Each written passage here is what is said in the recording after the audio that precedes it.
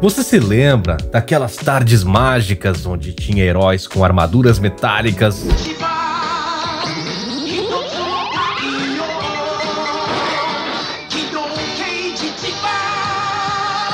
explosões em câmera lenta, monstros gigantescos surgindo das montanhas?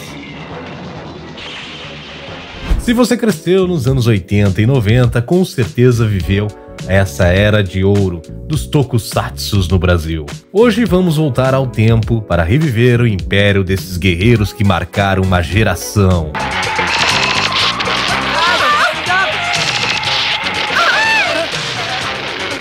Fujam!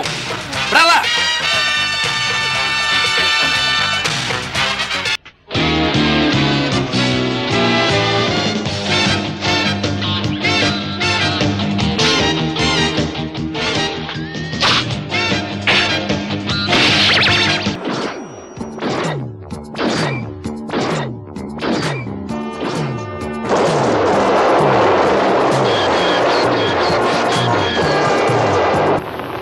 Como? De novo? Se isso acontecer, é o fim de tudo. Hiker! Hiker! Rápido com isso! Pode deixar! Chá comigo!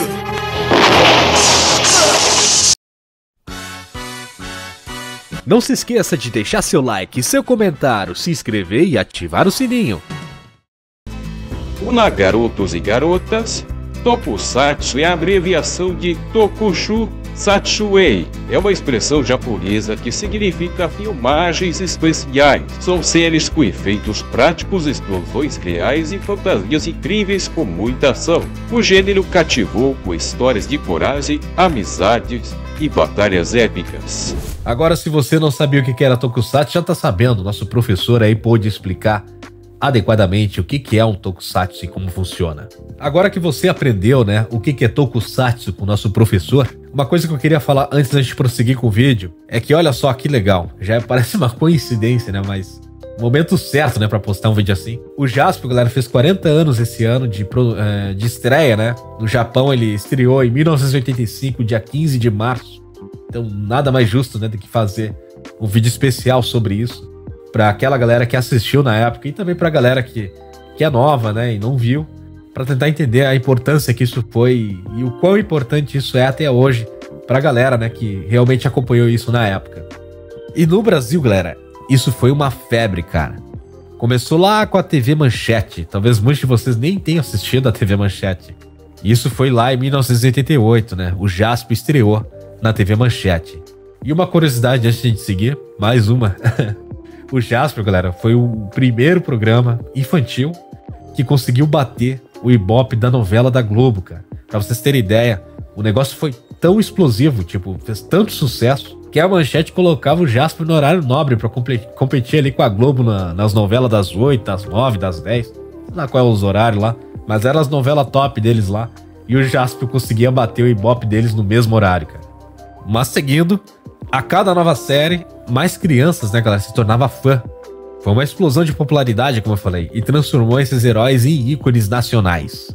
Parece exagero, mas não, vocês já vão entender o porquê. O fantástico Jaspion, galera, como eu falei, ele estreou no Japão em 85 e chegou no Brasil em 88. O Jaspion, galera, foi o que mais fez sucesso e ele virou um mito aqui no Brasil.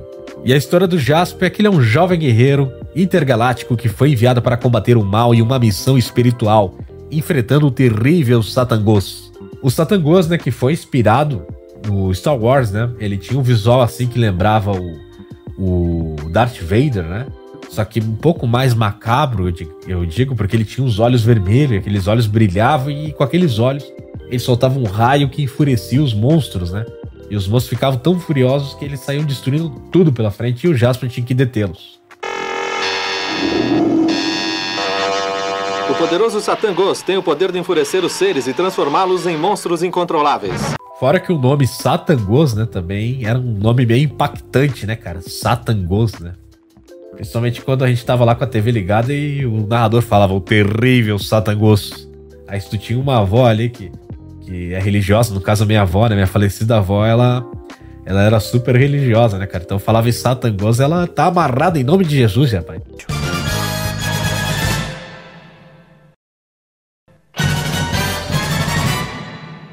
E o Jaspion, galera, ele tinha uma armadura brilhante, uma espada laser. Ou seja, essa espada era muito apelona, cara. Era a arma letal dele, cara.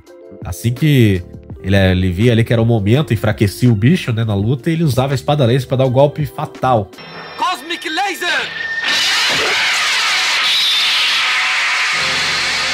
E ele também pilotava uma nave gigantesca, cara, que se transformava num robô gigante, o gigante guerreiro Daileon. Daileon!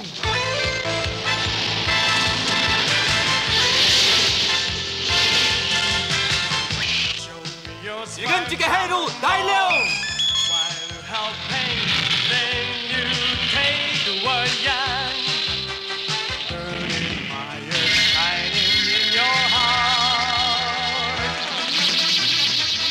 E ele também tinha uma moto, galera, a Alan Moto Space, que era uma moto que voava, essa moto voava, andava até 1000 km por hora, tem até um episódio, se eu não me engano, é o Monstro do Século, eu não me lembro o nome do episódio, que o cara lá, o inimigo, ele faz todos os cálculos, ele consegue falar tudo que o Jaspion tem, né?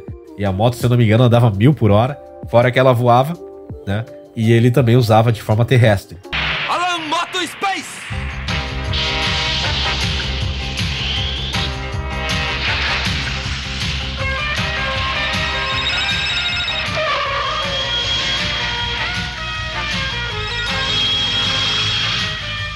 O sinal do monstro tá desaparecendo.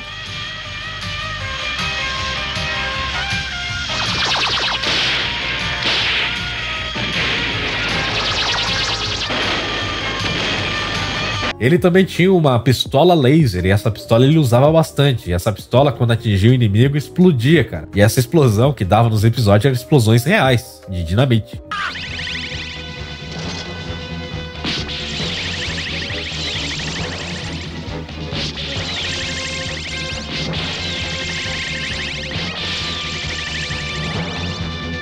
Mas não para por aí não, galera. Ainda tem mais.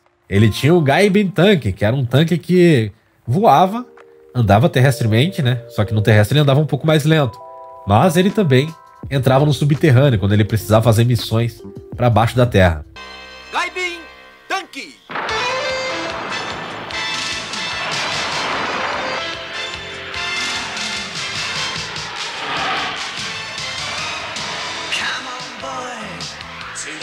E nesse mesmo Gaiden Tanque saiu uma nave, que era o Gaiden Jet, que era uma navezinha compacta que ele conseguia voar por um determinado tempo ali, para poder fazer alguma missão aérea ali na volta do Gaiden Tanque. Gaiden Jet, autocontrole!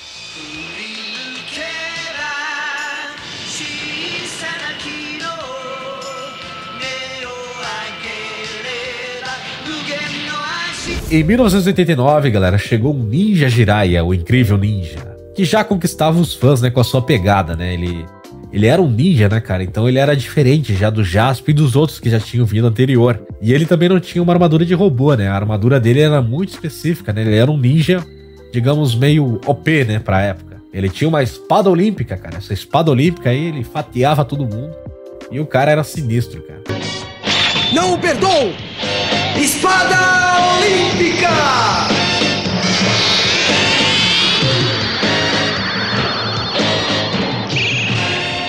Golpe frontal! E a história do Jiraiya é o seguinte, galera. Ele era herdeiro dos clãs Togakuri e lutava contra os ninjas malignos usando habilidades dos seus ancestrais. Ele também era o herói mais raiz, né? Porque ele tinha muita honra, sabedoria e um forte senso de justiça.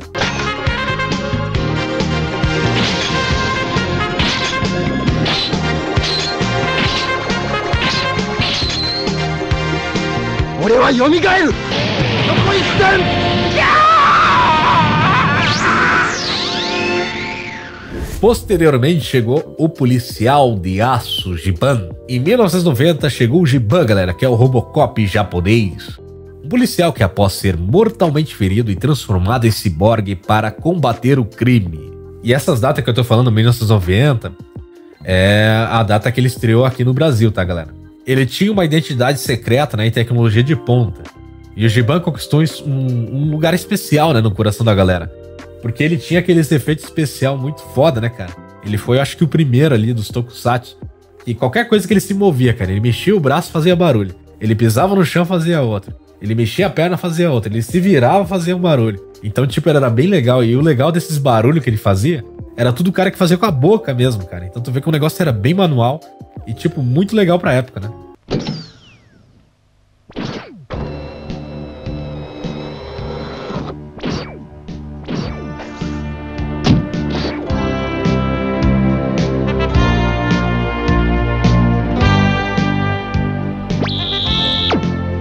E a frase mais memorável do Giban é quando ele dava a carteirada, cara, e falava: "Sou o policial de aço Giban, do serviço secreto do setor de segurança."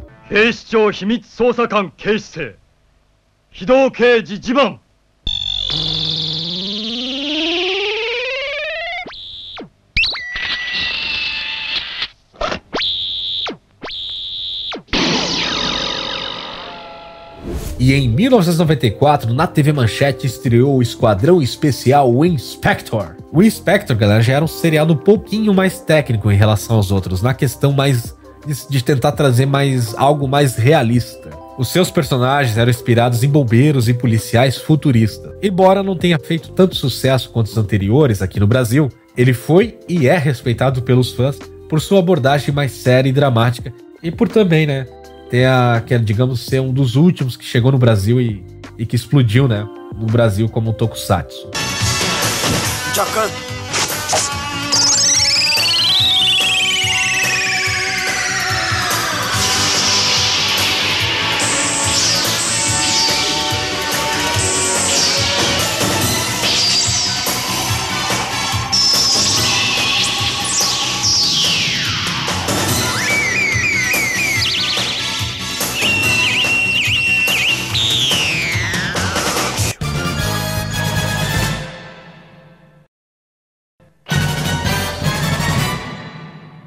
Outra curiosidade do Tokusatsu, galera, foi a dublagem brasileira.